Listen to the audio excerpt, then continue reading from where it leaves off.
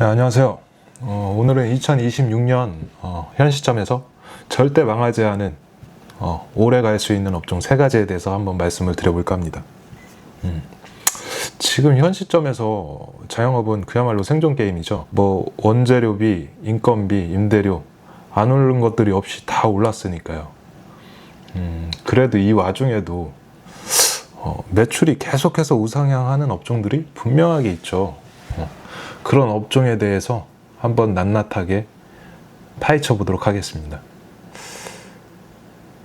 네, 첫 번째 아이템은 한우 전문점이에요. 여러분들이 생각하는 뭐 저가 이런 한우 전문점 아니고요. 일반적으로 이제 너무 대형 또는 너무 고급스럽지 않은 캐주얼하고 중형대 한우 전문점을 얘기하는 겁니다.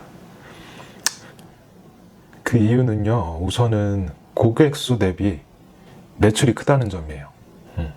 보통 일반 식당들이 테이블 단가가 한 6, 7만 원 정도 하죠. 6, 7만 원 정도. 그 정도 보면 무리가 없을 거예요.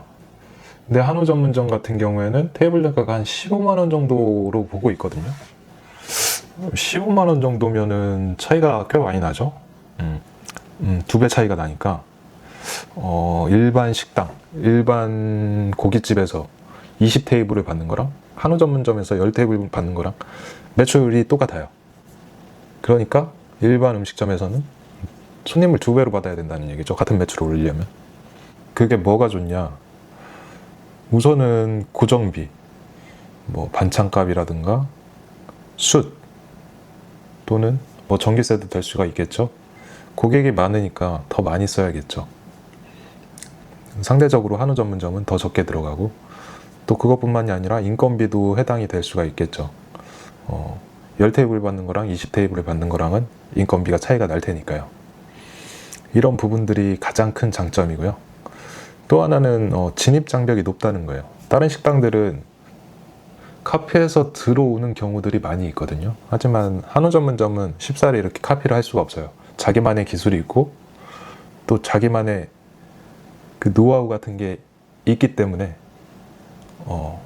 그런 것들을 일반 사람들이 초보가 따라하기는 쉽지가 않겠죠. 그렇기 때문에 첫 번째 아이템으로는 한우 전문점을 꼽아봤습니다. 자, 다음 두 번째 업종인데요. 두 번째 업종은 자가제면으로 하는 면요리 전문점입니다. 면요리 전문점이라고 하면 여러 가지가 있겠죠. 국수집이 될 수도 있고 또 소바집 또는 우동집이 될 수도 있습니다. 여기서 중요한 건 매장에서 직접 자가제면을 하느냐 마느냐예요. 자가제면 면요리 전문점이 왜 좋냐면 그런 게 있어요. 지금 현 시점에서는 사실 물가들이 많이 올랐죠. 그래서 어디 가서 밥 한 끼가 먹기에 10,000원 미만으로 뭔가를 먹기가 쉽진 않죠. 근데 이런 면요리 같은 경우에는 밀가루가 원재료비가 상당히 낮기 때문에 10,000원 미만으로도 자가제면을 해서 뭔가 이렇게 장인의 맛을 보여줄 수 있다라는 컨셉으로 가져가기가 좋다는 얘기예요.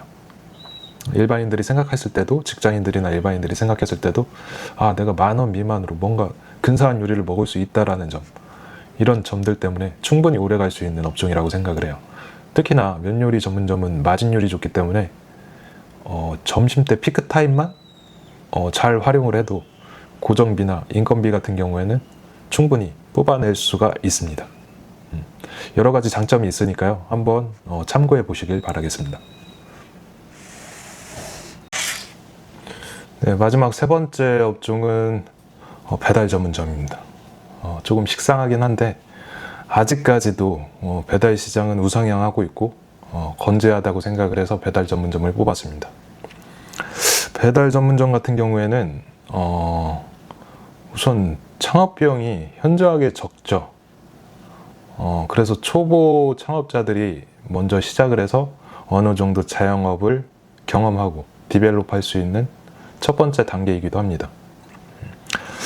배달 업종이 좋은 점이 우선 입지가 상관이 없고 또 평수도 상대적으로 작아도 충분히 운영을 할 수도 있다는 거예요.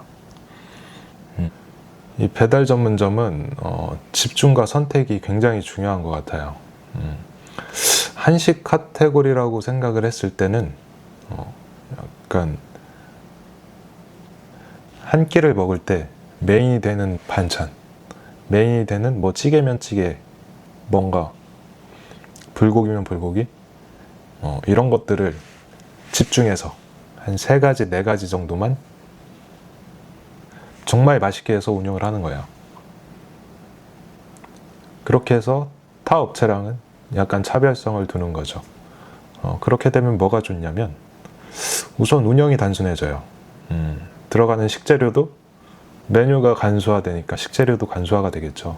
처지는 식재료 없이 충분히 운영을 해나갈 수 있는 그런 발판이 되기도 하고요. 또 좋은 점은 운영 난이도가 낮아지는 거죠. 인건비를 쓰지 않아도 혼자서 충분히 메뉴를 만들고 운영을 해나갈 수 있기 때문에 꾸준히 해나갈 수 있는 거죠. 그렇기 때문에 배달 전문점도 역시나 망할래야 망하기가 쉽지 않은 업종이에요.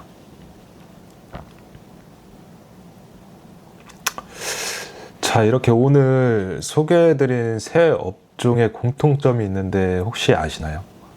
세 업종의 공통점은 역시나 자기만의 기술력, 자기만의 한 끗이 있어야지만 이제 살아남는 시대가 됐다는 겁니다. 그런 누구나 할 수 있는 그런 아이템으로는 이제 승부를 보기에는 쉽지 않은 시대가 왔어요.